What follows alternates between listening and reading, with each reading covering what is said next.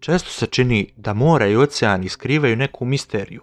Duboki su, ogromni i nikad ih nismo do kraja istražili, pa ne čudi da nam djeluju tajnovito. Novi primjeri dokazuju da ni jezera nisu tako pitoma kako se čine. Novinari Bord Pande pronašli su primjere tajni dna jezera, od kojih će vam neki slediti krv u žilama. Na dnu jezera Michigan se, kako pišu, nalazi mramorni kip razapetog Isusa, dug oko 4 metra.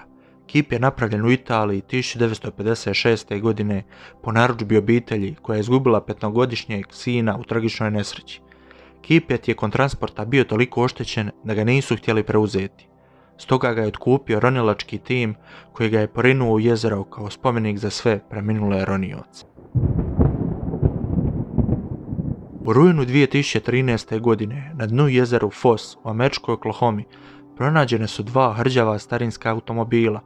Pokazalo se da u njima bila potopljena tijela 3 tinejdžera koji su nestali 1970. godine, te tijela 3 odraslih ljudi koji su nestali 1969. Forenzičari su utvrdili da je svih 6 ljudi umrlo od utapanja, te su njihove smrti proglasili rezultatom nesreće.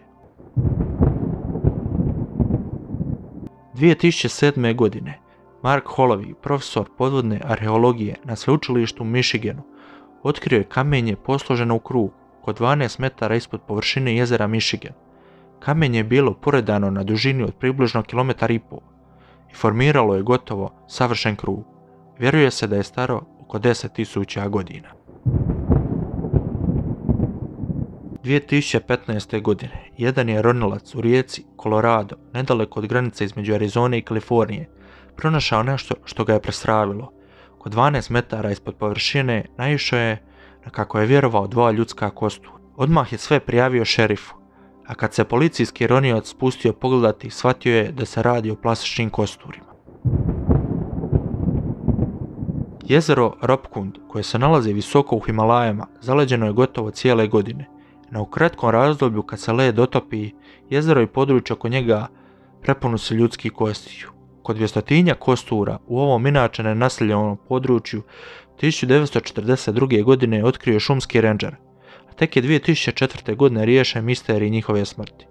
Tad je dokazano da kosturi datiraju iz 9. stoljeća, te se pretpostavlja da se radi o hodočasnicima.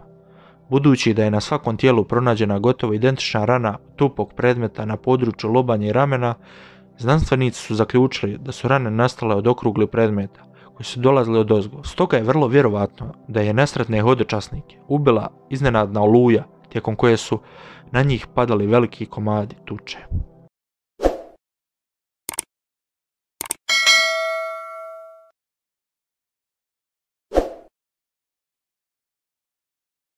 Where are you?